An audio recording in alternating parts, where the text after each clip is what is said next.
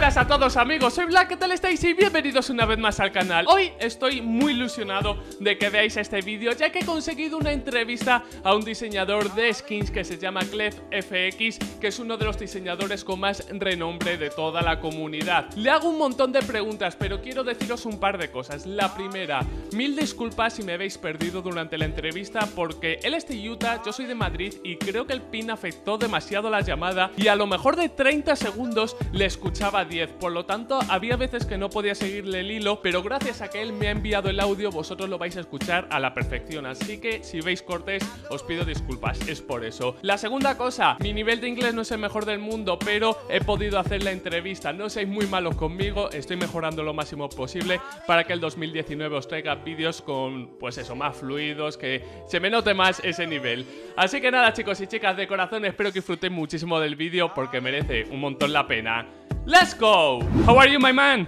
I'm doing good, man. How you doing? Fine. We know each other for a long time. Yeah. So, last year, I think I called you about this interview, and finally, we can do it. Finally, man. So well, I know you for a long time. You have created a lot of Csgo skins. How much skins do you have created? Oh, man. I can't. You mean like accepted in game or overall? Like skins? Like skins? Overall, and then... Yeah, I think I did an overall of like maybe 28 to 30 skins. Wow. Yeah. 20. Yeah, I think so. I have to count it. But from what I remember, it was around that much. And you have like 5, 6 in the game? Yeah, I have 6 skins in the game.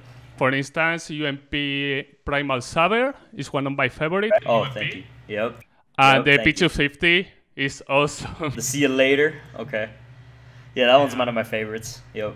People, well, I put a tweet about this interview, and my subscribers want to know how many times do you need to create one skin? How many times what? Can you repeat that again? How many times do you need to create one skin? Oh, how much time I need to create one skin? It depends on the design. If it's like a real basic design, for example, my first skin I ever created was the Point Disarray, and that took me like an hour tops. Wow, decade, right? But then something like Primal Saber took me like half a day.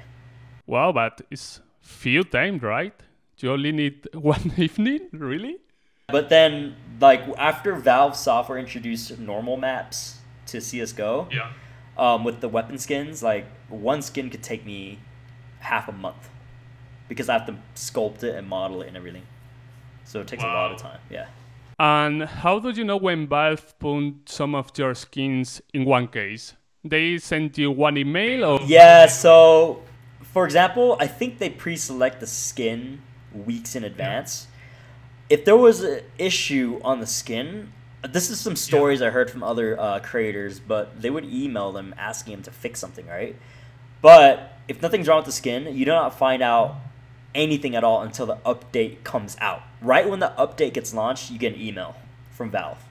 Really? Yeah, so we don't know until, like, we really don't know until everybody finds out there's an update. Wow. That's weird. Wow. And crazy. Yeah, and then they sent an email to you like, okay, we are going to pay you, like, I don't know if you can say the exactly amount. I can't say the amount, but it's like royalties. So you've already signed a contract when you enter into the workshop, right? So you don't even know how much you're gonna get. You see the we have like a site where we check the revenue, like kind of like you check your YouTube revenue, right? So we see every day how much it makes. Yeah. So and the color of the skin is important or not to make more or less money? Nope, not important at all. So like someone who did a blue skin can make the same amount as me. It's more about how many skins you have in one case. So like, for example, the Chroma 3 case, when I got in, I think it was the first time Valve added 3 skins in from one creator. And I got more money for that because I have 3 skins, so I got a bigger split. Nice. And how is the relationship with Valve as a designer? Oh, awesome. So I first met some of the Valve staff when I did Dota 2 assets with my brother. And how that happened was we got invited to the my brother got invited to the internationals first, and I went as my brother's guest. So this is before I got into the workshop, but I went with him and I met Valve guys there, and they're all cool guys. Like I know a few of them. Like that's how I got sent my Vive Pre. So when Valve first started doing virtual reality, they created their prototype headset, the Vive Pre with HTC. And one of the guys was talking to me. I asked him if they can send me one. He sent me one so I can create content for it. So yeah, all the Valve guys are really cool. Like they're cool guys. Yeah, I didn't tell my subscriber, but you have created a lot of Dota 2 skins. Is more worth it create Dota 2 skins or CSGO skins? I remember when Dota was new and they started the workshop, it was a lot of money involved. It's a little different now when they introduce chests. So, I mean, I heard a lot of workshop artists complain. That's why some of them went to CSGO, because CSGO is easier. But here's the issue with CSGO. CSGO, I feel like you get paid more, but it's a lot of competition since skins are easier to make. Dota is harder. And what I like about Dota is, yes, there is some competition, but very few. So you have a higher chance of getting a skin accepted.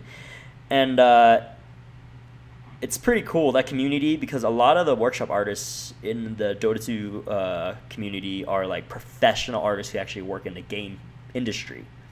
So like I got to meet a lot of them at the internationals. Like some of these guys work at, like one of my buddies used to work at LucasArts. His name is Sith Happens. He did like a really famous like Pudge set for Dota. But he worked at Valve as well back in the day. He worked on like TF2, Half-Life. But they all are like industry veterans. They're all artists. Like a lot of them went on to go work at like Blizzard and stuff.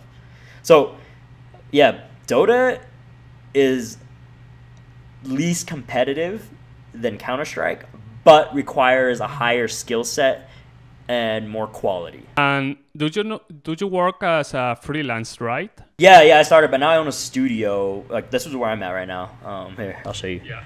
So this Valve tried to contract you like a worker.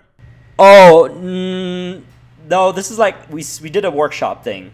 So I signed up as a workshop artist. Like anybody can sign up as a workshop artist, right? The only thing that was like non-Counter-Strike or Dota related, one of the guys from Valve approached me about putting one of my movies on the Steam platform a while back. Yeah, it was very odd. Like I got an email from them and I thought it was going to be about Counter-Strike or Dota.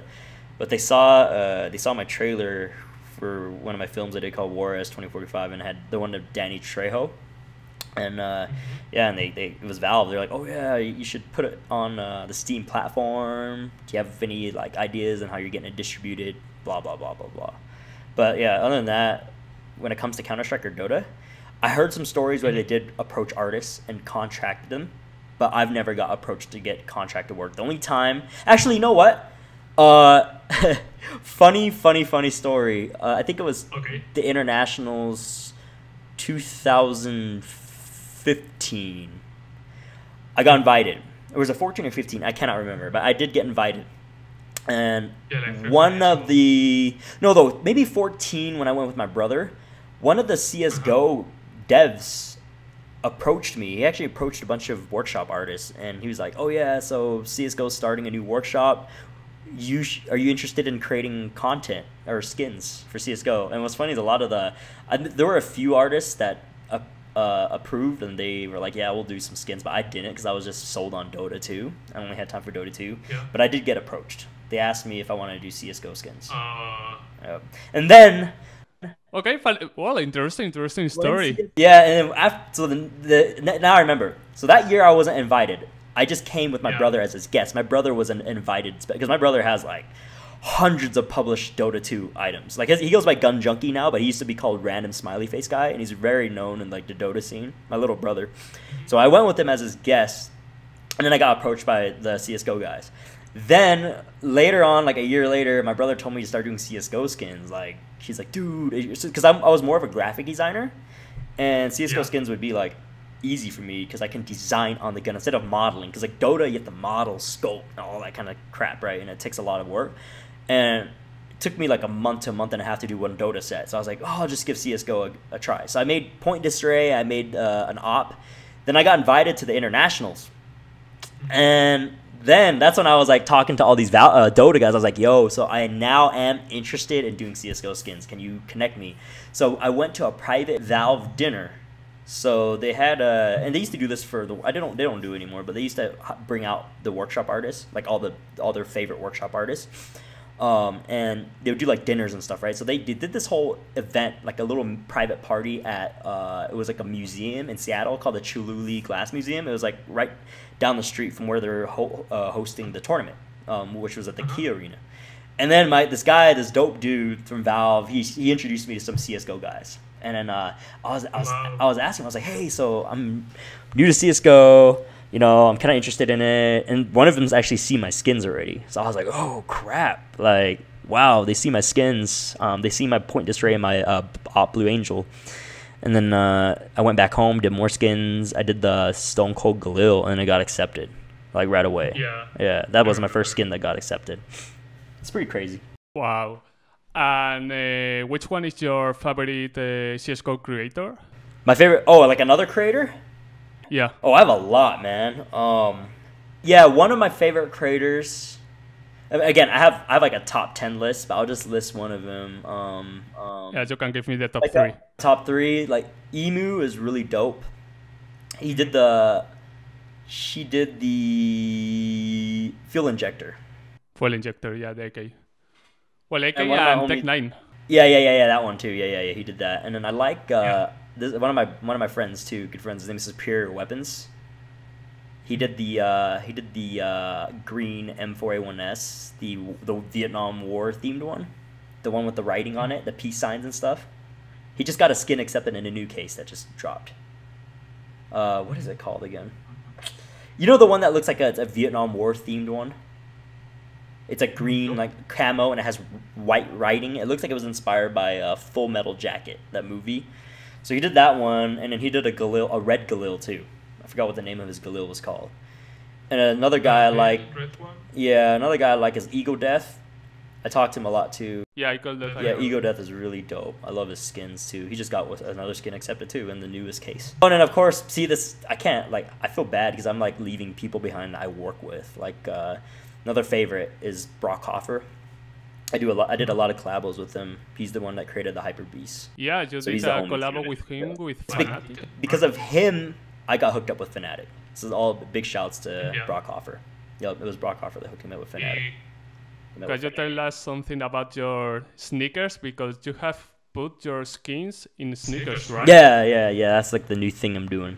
And can you tell us something that is going to be possible to see them in the future? Yeah, there are real ones. Or maybe Valve Shop or... No. There's a few real ones. Recently, Fnatic wore my sneakers, and Brock did some of the designs too at the League of Legends Worlds Championship in Korea. They wore it on stage, so it was them on stage versus Invictus Gaming. They were wearing my sneakers. Those are real. I did the Yeezy Ravens with them. Those are real. There's only one pair made that was awarded to the winner of the Salty Summer Fortnite tournament that Fnatic hosted. So they're real ones. I got a project coming out. Like I'm starting a streetwear line called Factory New, and I teamed up with Wax, or they created Vigo Opskins, and they're putting like my clothes on the blockchain too, which is awesome. So like people that will buy my clothes, they can get a digital version of it, and they can get a CSGO skin or a Vigo skin. Like I'll probably attach, like I'll buy up a bunch of point disarrays, and if they buy my clothes, they can redeem it to get a free point disarray or something. It's gonna be pretty sick. Wow. It's gonna be pretty. Yeah, and then more collabos with Fnatic too. Yeah. Some shoes and stuff. Yeah. And you have collaborated with VGO? Yeah. That's Wax Opskins. One of your better. Do you think that Valve is okay with that? I mean... Dude, to be honest, I honestly don't think they care at all, because I get this question a lot, and a lot of kids don't understand the industry. So I always say this, okay? I own a marketing design agency, a studio, okay? I never worked for Valve in the first place. It's so technically when you get a skin in, it's like contracted work, or they're buying intellectual property off of you. Do you see what I'm saying? So anybody can come to me and buy something off of me, a design. So Opskins Wax, who own Vigo, they approached me and bought my artwork. What's the difference? Do you see what I mean? Like, if I worked for Valve Software, then there would be a conflict of interest, and I would never work with anybody else. Do you get what I mean? Or if I worked with Vigo, I can't work for Valve. I always joke about this. Even if the biggest drug lord cartel approached me for a digital painting and he paid me like $1 million, I'll do it in a heartbeat. You know what I mean? Like, at the end of the day, I create art. I get paid to create art. That I stand by it. It doesn't matter who it is. You know what I mean? But for instance, one of my favorite skins is the M4 that is in VGO. The contract with VGO, I mean, the skin could be in CSGO or not, only in VGO. Yeah, so Vigo, they can't do anything with Valve. They're their own thing. But what's cool is that the goal is to have skins that are used on multiple games. For example, say Point Disarray. Imagine if you can use Point Disarray in CSGO, Call of Duty, Black Ops, PUBG, and everything all at once. From one skin. Yeah, will be from awesome. One skin. Yeah, that's what they're trying to do. So they partnered up with like a bunch of different game studios. Like, I'm actually working on a game right now that's going to utilize Vigo and Wax. It's like a fighting game. I can't really talk much about it. Eventually, when a bunch of games right now, I think it's just Forge Arena that you can use my skins in, and then there's another one. It's a VR game called Terror or something. I can't remember. It's like a virtual reality social network that you can play with my skins on there too. So you can actually pick up my skins in virtual reality and look at them and stuff, like my Vigo skins. Okay, so last two questions. People want to know if you could live only creating CSGO or Dota 2 skins, if it's possible or not. Oh, very possible. That's all I can say. Yeah. Very, very possible. Very possible. Depending on the year, I remember one CSGO skin, you can live off on it for like a couple of years. That's all I can say. Yeah. You don't know how much money I spend opening cases. You don't know it.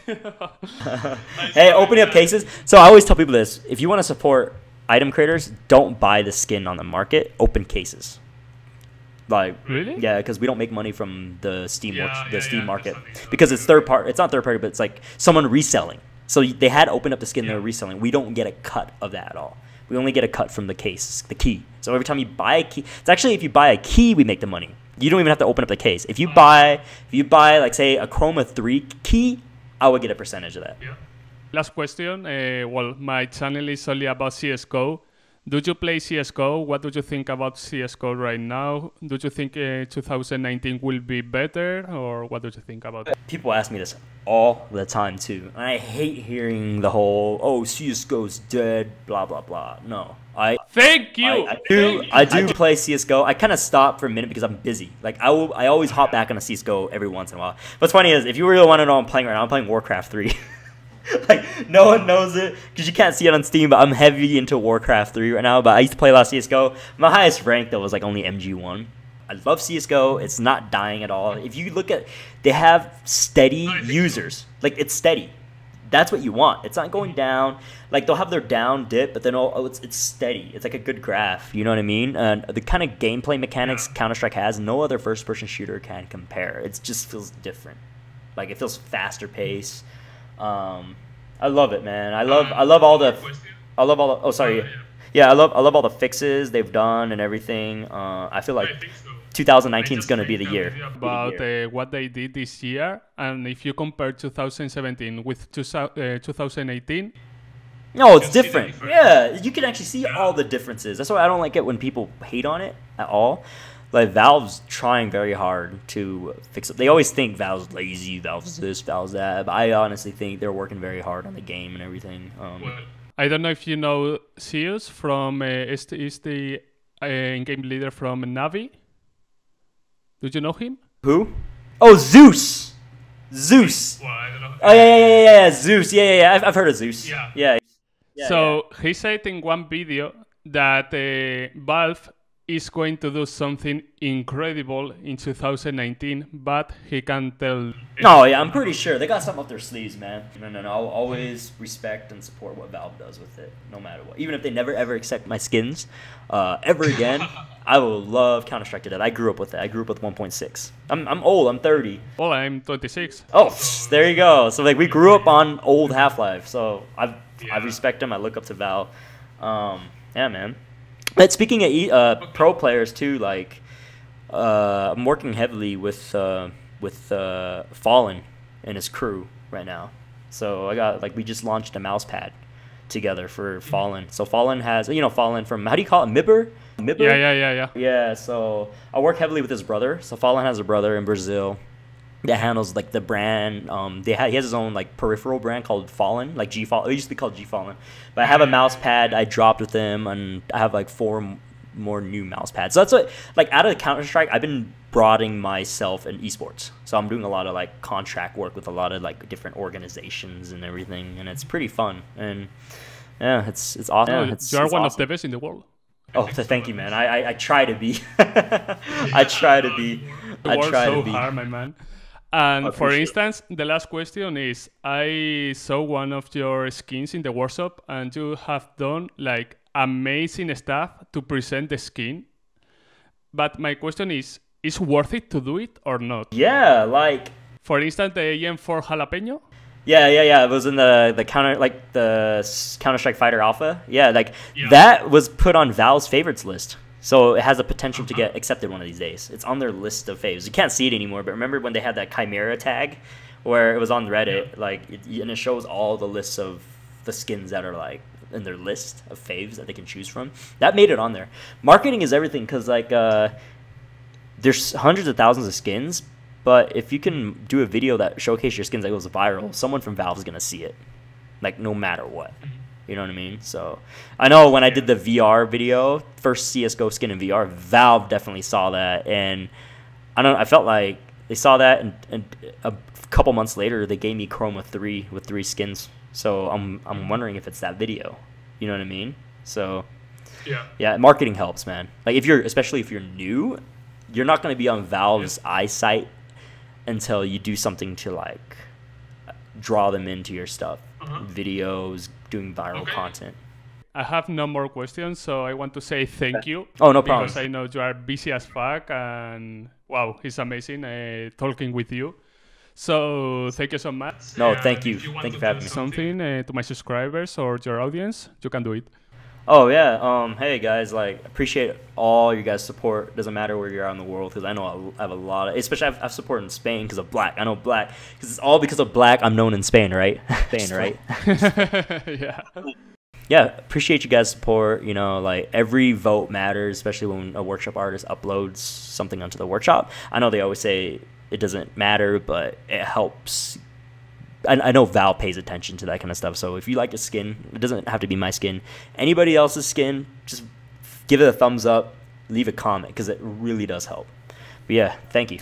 Bueno, chicos, espero que os haya gustado de corazón esta entrevista y nos vemos mañana con más. Un saludo y hasta la próxima.